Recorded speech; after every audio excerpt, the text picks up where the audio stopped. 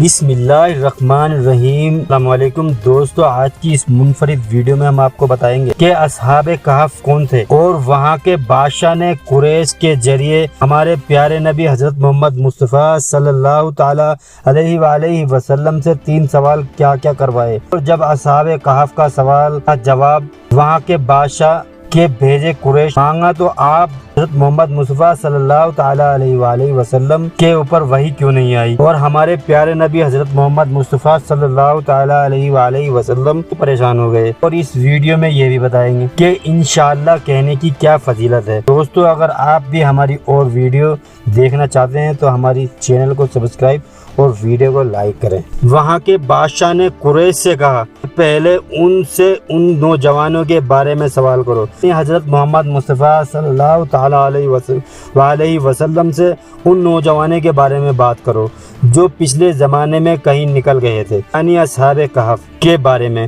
پوچھو کہ ان کا کیا واقعہ تھا، اس لیے کہ ان کا واقعہ نہایت ہی عجیب و غریب ہے۔ ہماری پرانی کتابوں کے علاوہ اس واقعے کا ذکر کہیں نہیں ملے گا۔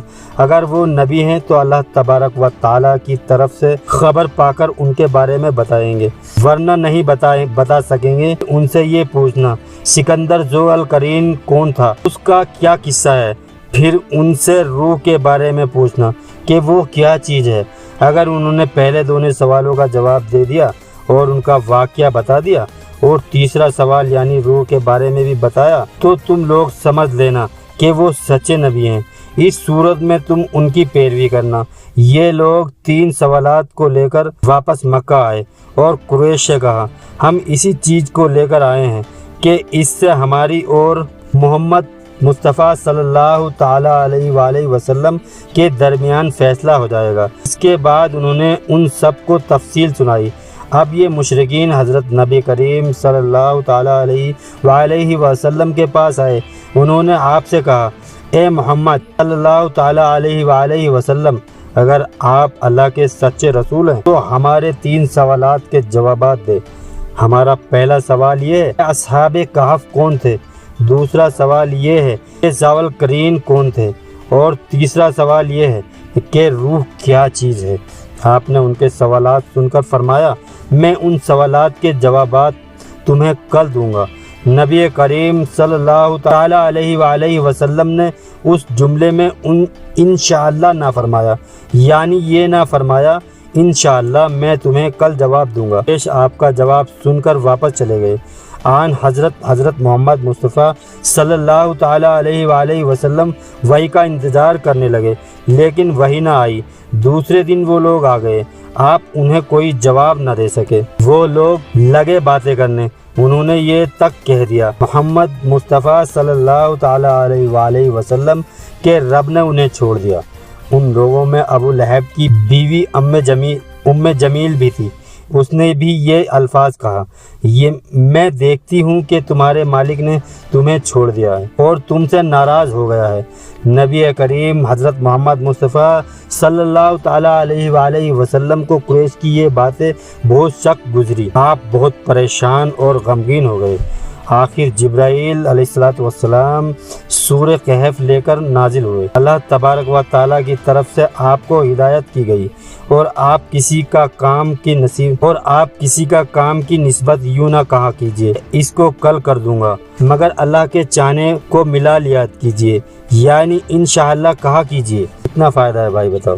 آپ بھول جائیں تو اپنے رب کا ذکر کیا کیجیے اور کہہ دیجیے کہ مجھے امید ہے میرا رب مجھے نبوت کی دلیل بننے سے عبارت سے اس سے بھی نزدیک تر بات بتائے گا۔ مطلب یہ تھا کہ جب آپ یہ کہے کہ آئندہ فلاں وقت پر میں یہ کام کروں گا تو اس کے ساتھ انشاءاللہ ضرور کہا کریں۔ اگر آپ اس وقت اپنی بات کے ساتھ انشاءاللہ ملانا بھول جائیں اور بعد میں یاد آ جائے تو اس وقت انشاءاللہ کہہ دیا کریں، اس لیے کہ بھول جانے کے بعد یاد آنے پر وہ انشاءاللہ کہہ دینا بھی ایسا ہی ہے جیسے گفتگو کے ساتھ کہہ دینا ہوتا ہے۔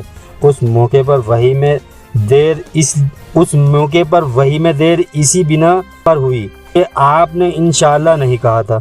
جب جبرائیل علیہ السلام سورہ کہف لے کر آئے تو آپ نے ان سے پوچھا تھا کہ جبرائیل تم اتنی مدت میرے پاس آنے سے رکے رہے، اس سے تشویش پیدا ہونے لگی تھی۔ جواب میں جبرائیل علیہ السلام نے عرض کیا، ہم اللہ تبارک و تعالیٰ کی طرف سے دوسرے زمانے میں داخل ہو سکتے ہیں، نہ ایک جگہ سے دوسری جگہ جا سکتے ہیں، ہم تو صرف اس کے حکم پر عمل کرتے ہیں۔ اور یہ جو کفار کہہ رہے ہیں کہ آپ کے رب نے آپ کو چھوڑ دیا ہے، تو آپ کے رب نے آپ کو ہرگز نہیں چھوڑا، بلکہ یہ سب اس کی حکمت کے مطابق ہوا ہے۔ پھر حضرت جبرائیل علیہ السلام نے آپ کو اصحاب کہف کے بارے میں بتایا، ذوالقرنین کے بارے میں بتایا، اور پھر روح کے بارے میں وضاحت کی۔ اصحاب کہف کی تفسیر ابن کثیر کے مطابق ہو، وہ چند نوجوان تھے، دین حق کی طرف مائل ہو گئے تھے اور راہ ہدایت پر آ گئے تھے۔ یہ نوجوان پرہیزگار تھے، اپنے رب کو معبود مانتے تھے، یعنی توحید کے قائل تھے، ایمان میں روز بروز بڑھے رہتے تھے، اور یہ لوگ حضرت عیسیٰ علیہ السلام کے دین پر تھے۔ لیکن بعض روایت سے یہ بھی معلوم ہوتا ہے کہ یہ واقعہ حضرت عیسیٰ علیہ السلام سے پہلے کا ہے، اس لیے کہ یہ سوال یہودیوں نے پوچھے تھے، اور اس کا مطلب یہ ہے کہ یہودی کی کتابوں میں یہ واقعہ موجود تھا۔ اس سے یہی ثابت ہوتا ہے کہ یہ واقعہ حضرت عیسیٰ علیہ السلام سے پہلے کا ہے۔ قوم نے ان کی مختلف کی، ان لوگوں نے صبر کیا۔ اس زمانے میں بادشاہ کا نام دقیانوس تھا، وہ مشرک تھا، اس نے سب کو شرک پر لگا رکھا تھا بھی بہت ظالم، بت پرستی کرتا تھا، وہاں سالانہ میلہ لگاتا تھا۔ یہ نوجوان اپنے ماں باپ کے ساتھ اس میلے میں گئے، وہاں انہوں نے بت پرستی ہوتی دیکھی۔ یہ وہاں سے بیزار ہو کر نکل آئے اور سب ایک درخت کے نیچے جمع ہو گئے۔ اس سے پہلے یہ لوگ الگ الگ تھے، ایک دوسرے کو جانتے نہیں تھے۔ آپس میں بات چیت شروع ہوئی تو معلوم ہوا یہ سب بت پرستی سے بیزار ہو کر میلے سے چلے آئے ہیں۔ اب یہ آپس میں گھل مل گئے، انہوں نے اللہ تبارک و تعالیٰ کی عبادت کے لیے ایک جگہ مقرر کر لی۔ رفتہ رفتہ مشرک قوم ان کے بارے میں پتہ چل گیا، وہ انہیں پکڑ کر بادشاہ کے پاس لے گئے۔ بادشاہ نے ان سے سوالات کیے، انہوں نے نہایت ہی دلیری سے شرک سے بری ہونے کا اعلان کیا۔ بادشاہ اور درباریوں کو بھی توحید کی دعوت دی۔ انہوں نے صاف کہہ دیا، ہمارا رب وہی ہے جو آسمان اور زمین کا خالق ہے، اور یہ ناممکن ہے کہ ہم اس کے سوا کسی اور کی عبادت کریں۔ ان کی اس صاف گواہی پر بادشاہ بگڑا، اس نے انہیں ڈرایا دھمکایا اور کہا کہ اگر یہ باز نہ آئے تو میں انہیں سخت سزا دوں گا۔ بادشاہ کا حکم سن کر ان میں کوئی کمزوری پیدا نہ ہوئی، ان کے دل اور مضبوط ہو گئے، لیکن ساتھ ہی انہوں نے محسوس کر لیا یہاں روک کر وہ اپنی دین داری پر قائم نہیں رہ سکیں گے، اس لیے انہوں نے سب کو چھوڑ کر وہاں سے نکلنے کا ارادہ کر لیا۔ جب یہ لوگ اپنے دین کو بچانے کے لیے قربانی دینے پر تیار ہو گئے تو ان پر اللہ تبارک و تعالیٰ کی رحمت نازل ہوئی۔ ان سے فرما دیا گیا، جاؤ تم کسی غار میں پناہ حاصل کر لو، تم پر تمہارے رب کی رحمت ہوگی اور وہ تمہارے کام میں آسان اور راحت مہیا فرما دے گا۔ بس یہ لوگ موقع پا کر وہاں سے بھاگ نکلے، پہاڑ کی غار میں چھپ گئے۔ قوم نے انہیں ہر طرف تلاش کیا لیکن وہ نہ ملے۔ اللہ تبارک و تعالیٰ نے انہیں ان کے دیکھنے سے عاجز کر دیا۔ بالکل اسی قسم کا واقعہ حضرت محمد مصطفیٰ صلی اللہ تعالیٰ علیہ وآلہ وسلم کے ساتھ پیش آیا تھا، جب آپ نے حضرت ابوبکر صدیق رضی اللہ تعالیٰ عنہم کے ساتھ غار شور میں پناہ لی تھی، لیکن مشرکین غار کے منہ تک آنے کے باوجود آپ کو نہیں دیکھ سکے تھے۔ اس واقعے میں بھی چند روایت میں تفصیل اس طرح ہے کہ بادشاہ کے آدمیوں نے ان کا تعاقب کیا تھا اور غار تک پہنچ گئے تھے، لیکن غار میں وہ ان لوگوں کو نظر نہیں آئے تھے۔ قرآن کریم کا اعلان ہے کہ اس غار میں صبح و شام دھوپ آتی جاتی ہے۔ یہ غار کس شہر کے کس پہاڑ میں ہے یہ یقیناً طور پر کسی کو معلوم نہیں۔ پھر اللہ تبارک و تعالیٰ نے ان پر نیند طاری کر دی۔ اللہ تبارک و تعالیٰ انہیں کروٹیں بدلواتے رہے اور ان کا کتا بھی غار میں ان کے ساتھ تھا، دیکھنے سے عاجز کر دیا۔ اللہ تبارک و تعالیٰ نے جس طرح اپنی قدرت کاملہ سے انہیں سلا دیا تھا اسی طرح انہیں جگا دیا۔ وہ 309 سال تک سوتے رہے۔ اب 309 سال بعد جاگے تو بالکل ایسے تھے جیسے ابھی کل ہی سوئے ہوئے تھے۔